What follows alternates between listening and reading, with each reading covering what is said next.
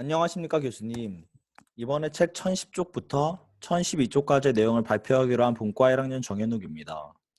저는 라프키나제 억제제, MEK의 억제제, 자크1과 자크2의 억제제에 대해 순서대로 발표하겠습니다. 먼저 라프키나제 억제제에 대해 설명하겠습니다. 브라프는 세포 사이의 신호 전달 및 세포 성장에 관여한 단백질로 세린과 트레오닌 단백질 키나제에 속하고 MAPK에 의한 신호 전달을 조정합니다. 여기서 멜라노마 즉 악성흑색종에서 MAPK 신호 전달은 막 수용기의 교체와 라스 또는 브라프 유전자 돌연변이 이 두 가지를 통해 이루어지게 됩니다. 여기서 라스는 사람의 몸 안에서 종양을 만드는데 작용을 하는 종양 유전자 중 하나로 타이로신 인산화 효소 기능을 갖는 인자 수용체입니다.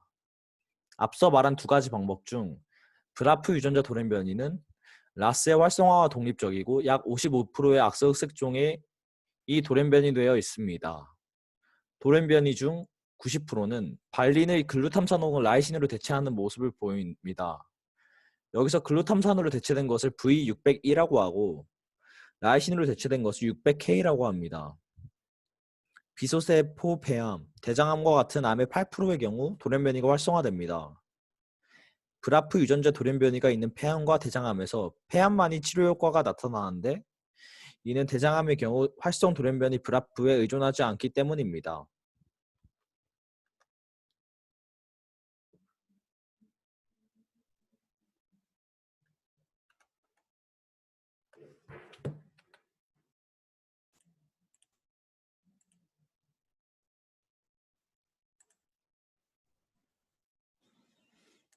먼저 베무라페닙에 대해 설명하겠습니다.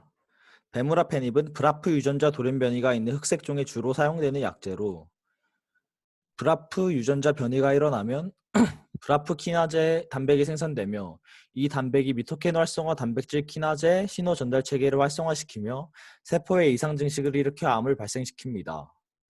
브라프 돌연변이가 발견되지 않는 흑색종은 베무라페닙에 의해 억제되지 않습니다. 베무라페닙의 반감기는 약 57시간이고 CYP3A4의 기질 그리고 PGP 엑스페르터의 기질과 억제제로서 존재합니다. 또한 CYO1A2 기질의 농도를 증가시킵니다. 여기서 아드레날린 수용체 작용제 티자니딘은 피해야 합니다. 베무라페닙은 브라프 유전자 돌연변이 활성화를 억제하는 전이성 흑색종 치료로서 FDA에 승인받았습니다. 베무라페닙을 복용했을 때 피부 관련 문제가 30에서 60%의 환자들에게 일어납니다. 또한 관절통, 피로와 메스꺼움이 종종 보입니다. 그리고 피부 편평세포암과 각질 가시 세포종이 20%가 넘는 환자들에게 나타납니다. 각질 가시 세포종의 경우 수술이 필요합니다. 피부 병변은 와일드타입 브라프의 역설적인 자극에 의해 보통 7주 정도 이후에 나타납니다. 광민감 반응은 햇빛 차단을 통해 예방할 수 있습니다. 마지막으로 QT 인터벌의 연장이 나타납니다.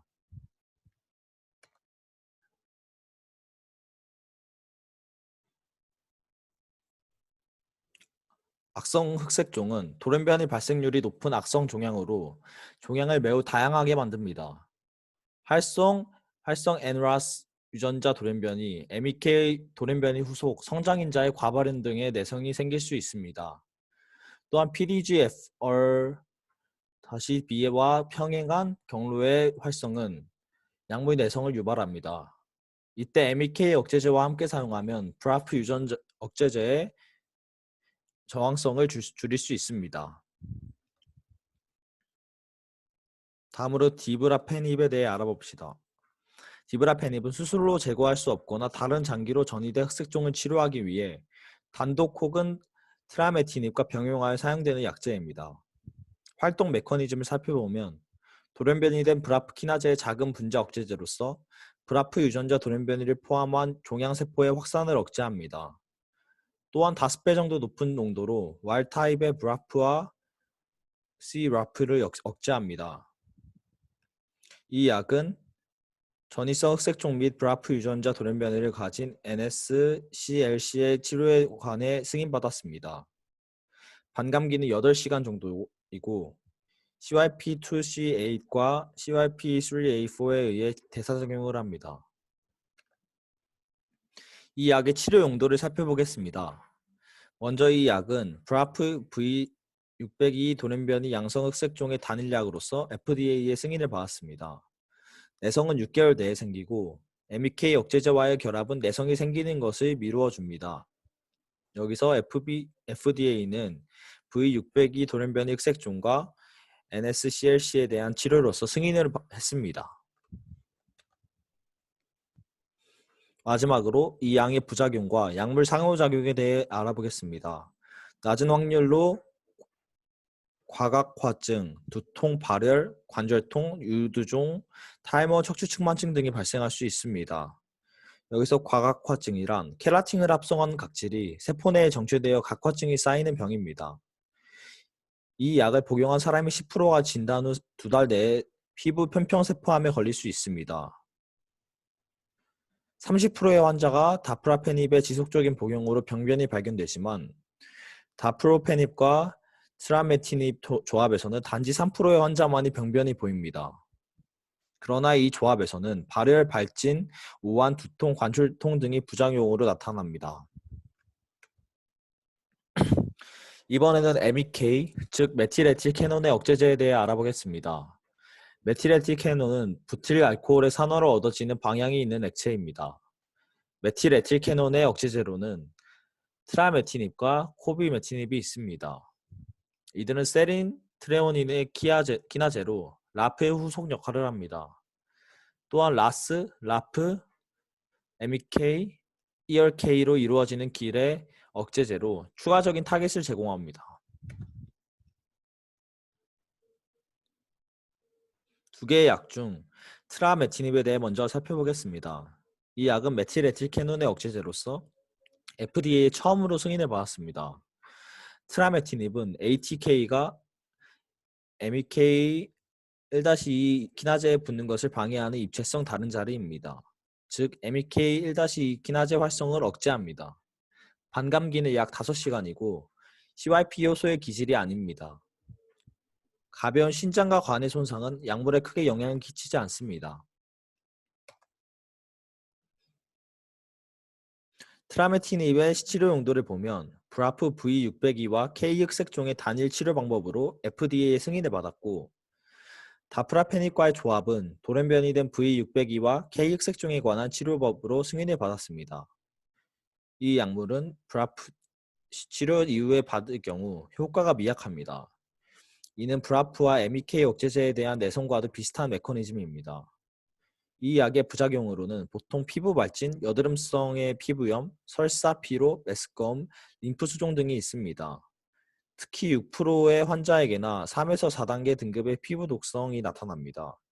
심각한 부작용으로는 심장 근육병증, 고혈압, 출혈, 간질성 폐질환 등이 나타납니다. 또한 태아의 건강에 악영향을 줍니다. 한편 이 약물은 브라프 억제제와는 다르게 피부 편평세포암에 영향을 끼치지 않습니다. P13K 혹은 AKT, mTOR, STAT3 신호우회 MEK 억제제는 약물의 내성이 있는 종양을 만들 수 있습니다. 입체성 다른 자리에 붙는 포켓의 돌연변이에서 MEK1의 활성 루프는 억제제에 붙는 것을 방해해 트라메티닙에 내성이 생기도록 합니다. 내성은 단일제제 트라메티닙의 6개월 후에 50%의 환전하게 나타납니다. 내성을 극복하기 위해서는 다프라페닙과 함께 치료해야 하는데 이 치료법은 FDA 승인을 받았습니다.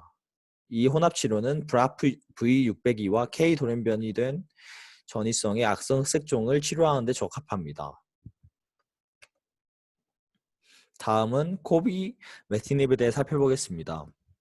이 약은 IC50와 함께 MEK1-2 단백질 키나제 활동을 억제합니다. 코비메티닙의 반감기는 하루에서 3일까지이고 CYP3A의 기질입니다.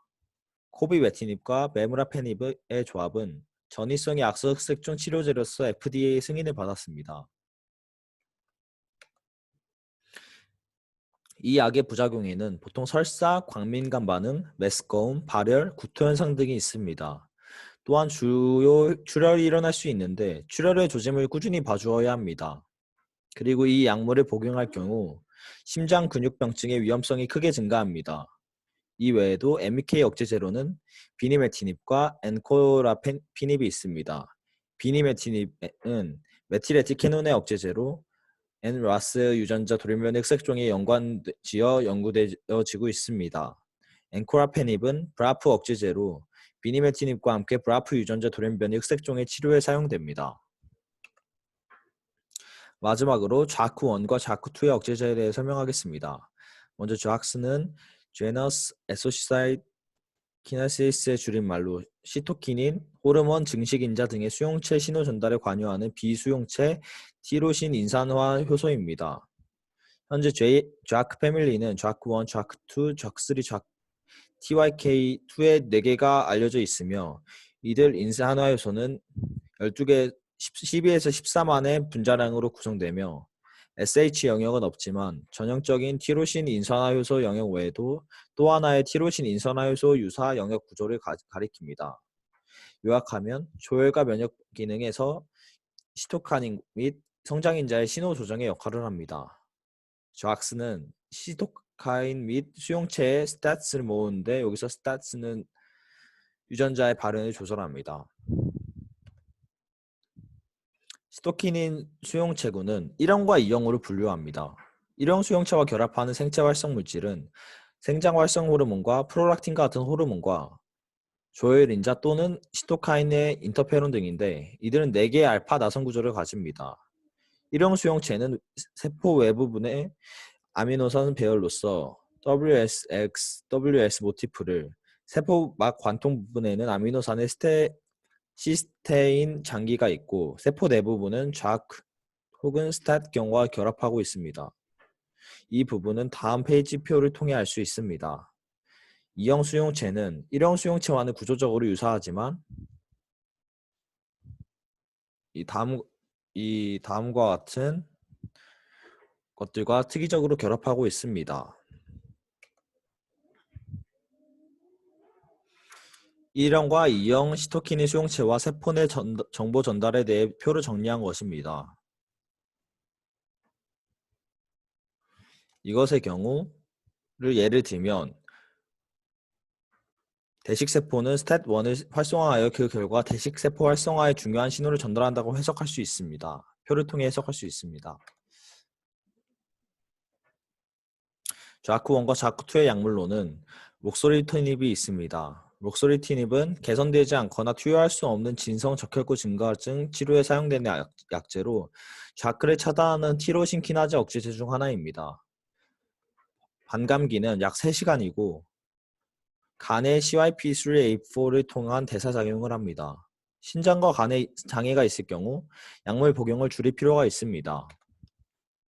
럭서리티닙은 수산화 요소에 관하여 충분하지 않은 요소를 가진 환자에 대한 치료에 사용되므로 진성적혈구 증가증의 치료에 큰 도움이 됩니다. 록소리티닙의 부작용으로는 혈소판 감소증과 빈혈이 등이 있는데 이럴 경우 약물 복용을 줄이고 치료를 중단해야 합니다. 또한 이 약물을 통해 치료를 받기 위해서는 감염 문제가 해결이 돼야 합니다. 일부 환자에게 기저세포암과 피부 편평세포암종이 발생하는데 이 경우에는 지속적인 피부 검사가 이루어져야 합니다. 강한 CYP3A4 억제제는 록소리티닙으로부터의 노출과 반감기를 증가시킵니다. 록소리티닙은 출산 이후에는 치료를 중단해야 합니다.